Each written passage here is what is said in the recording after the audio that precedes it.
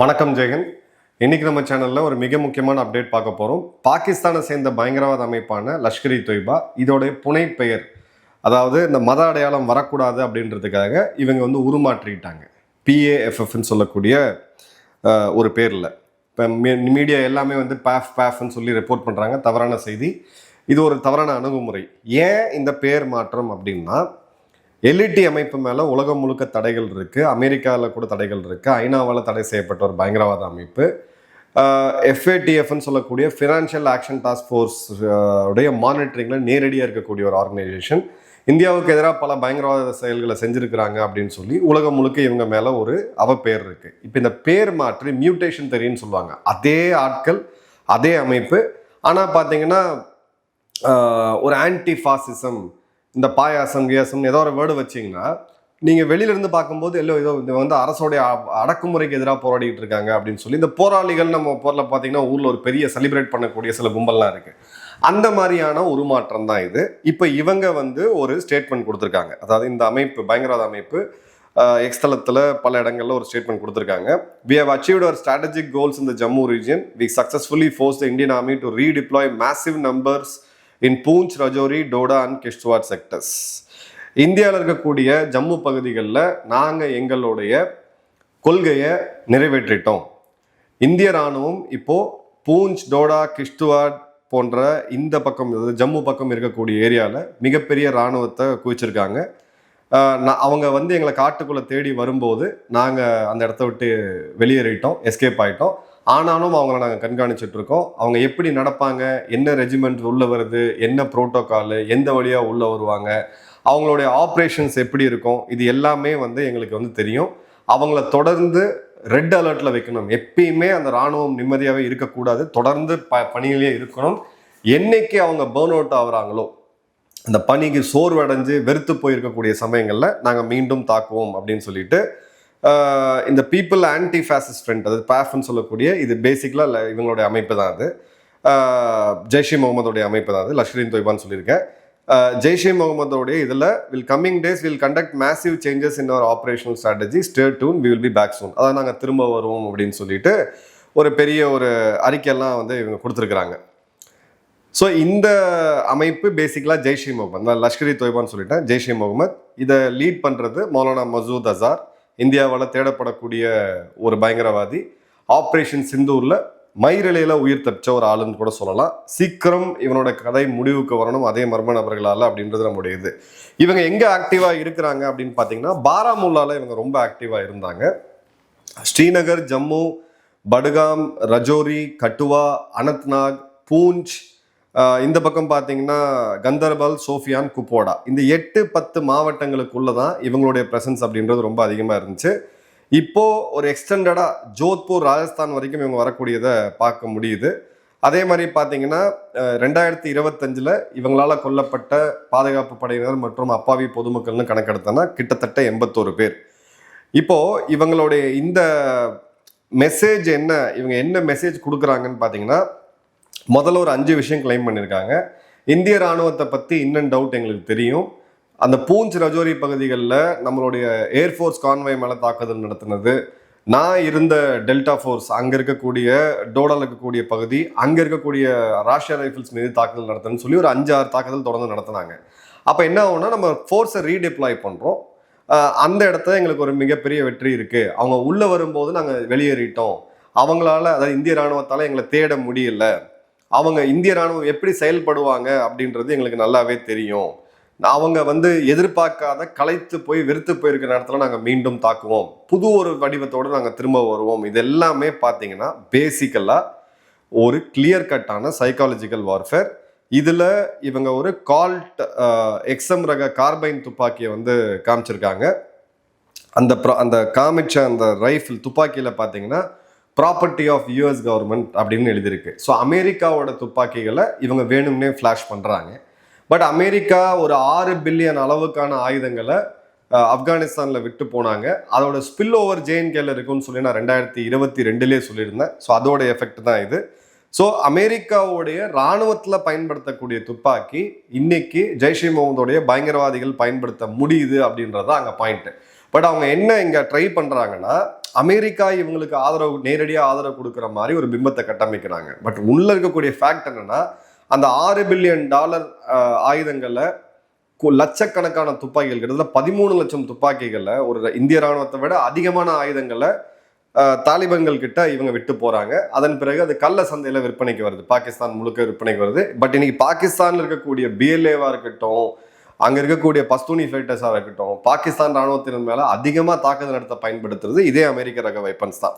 So இவங்க ஒரு black market மூலியமா கொண்டு வந்து எங்ககிட்ட அமெரிக்காவோட இதுவே இருக்கு அப்படின்னு பாக்குறாங்க. ஸோ இப்போ இவங்க பண்ண மிக முக்கியமான தாக்குதல்கள் என்ன அப்படின்னு பார்த்தீங்கன்னா, 2023 ஏப்ரல் 20 ராஷிய ரைஃபிள்ஸோடைய ஒரு கான்வாய் மேலே அட்டாக் பண்ணாங்க. 5 வீரர்கள் கொல்லப்பட்டாங்க.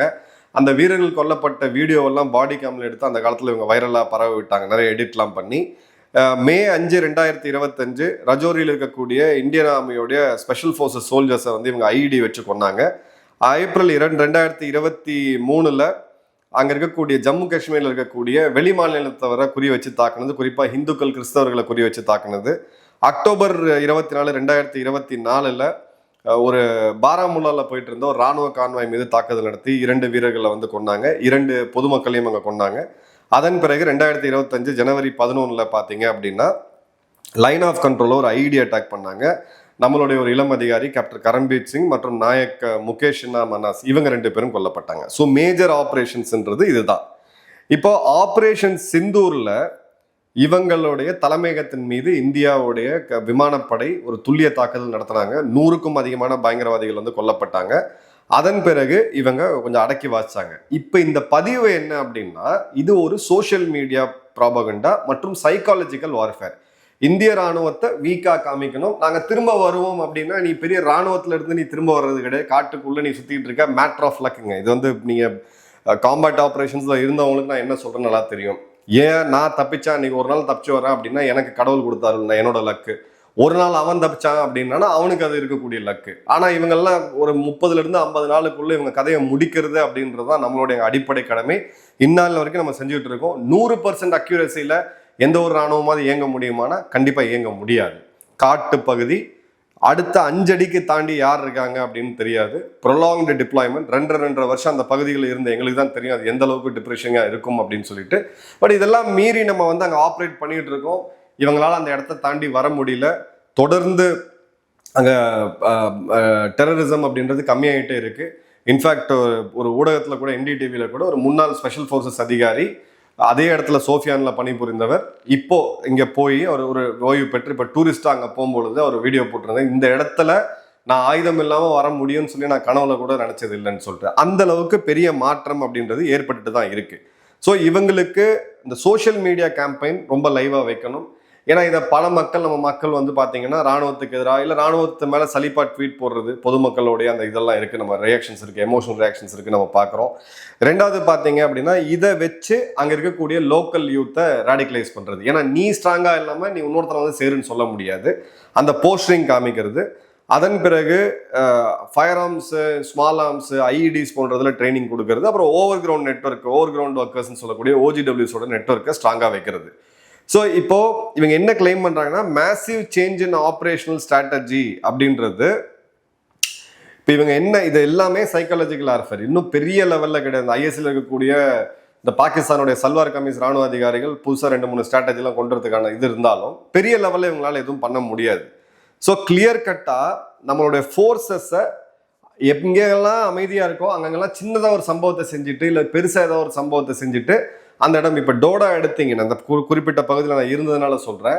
கடைசியாக என் நினைவில் நாங்கள் பார்த்த ஒரு ஆக்ஷன் வந்து 2010, 2007-8 நாங்கள் இருந்த டைமில் ரொம்ப ஆக்டிவாக இருந்துச்சு அந்த இடம். ஒரு வருடத்தில் கிட்டத்தட்ட 50 பயங்கரவாதிகளுக்கு மேலே அந்த இடத்துல நாங்கள் நியூட்ரலைஸ் பண்ணிட்டு இருந்தோம். அதன் பிறகு படிப்படியாக அது குறைஞ்சி ஒன்றுமே இல்லாமல் இருந்துச்சு. 2024 மீண்டும், ஸோ 14 வருடம் கழிச்சு ஒரு சம்பவம் நடக்குது. இப்போ மீண்டும் அங்கே இயல்பு நிலை தான் இருக்குது. ஆனால் இந்த ஒரு சம்பவத்தை நடக்காமல் மீண்டும் பாதுகாக்கணும் அப்படின்ற போது ராணுவம் தங்களை அங்கே போய் ஸ்ட்ரெச் பண்ணிட்டு காட்டுப்பகுதியில் போய் டிப்ளாய் பண்ணுவாங்க. அதை தான் இவங்க மீண்டும் எய்ம் பண்ணுறாங்க அப்படின்றது தெரியுது. கிளியர் கட்டாக ஒரு சைக்காலஜிக்கல் வார்ஃபேர். இந்திய ராணுவத்தின் மீது இருக்கக்கூடிய நம்பிக்கையை மக்கள் மத்தியில் கம்மி பண்ணணும். அதே சமயம் இந்த இந்திய ராணுவத்தை இங்க ஒண்ணுமா அங்க ஒண்ணுமா ஒரு சம்பவத்தை செஞ்சு அந்த இடத்துல டிப்ளாய் பண்ண வைக்கணும். இதுதான் இவங்களுடைய அல்டிமேட் அப்ஜெக்டிவ். ஸோ ஒரு லோக்கல் லெவல்ல இவங்களுடைய இது இருக்கு அப்படின்றத பார்க்குறோம். அதே மாதிரி எப்படி ஒரு ப்ரொஃபஷனல் ராணுவம் ஏரியாவை பிரித்து ஏஓஆர்ன்னு சொல்லக்கூடிய ஏரியா ஆஃப் ரெஸ்பான்சிபிலிட்டியை கொண்டு செயல்படுவாங்களோ அதே மாதிரி இப்போ இவங்க வந்து ஜம்மு ரீஜியன், காஷ்மீர் ரீஜியன், இந்த இடைப்பட்டு இருக்கக்கூடிய அதாவது ஹிமாச்சல் பார்டரில் இருக்கக்கூடிய டோடா, டூடு, பசந்தர்கர் போன்ற இடங்கள்ல அந்த இடத்த ஒரு தனி ரீஜன் ஆகும். அதே மாதிரி ஜம்முவில் காஷ்மீரில் இருக்கக்கூடிய தெற்கு காஷ்மீர், பாராமுல்லா போன்ற பகுதிகளில் இன்னொரு குரூப் ஆகும். ஸோ இதை தனித்தனியாக பிரித்து இவங்க ஆப்ரேட் பண்ணும் பொழுது ஒரு 50 பயங்கரவாதிகள் இவ்வளோ பெரிய ராணுவத்தை என்கேஜ் பண்ணக்கூடிய அந்த ஸ்ட்ராட்டஜி தான் பாகிஸ்தான் எடுக்கிறாங்க. ஒரு லோ காஸ்ட், அதே மாதிரி ஹை இம்பேக்ட் ஆப்ரேஷன்ஸ்.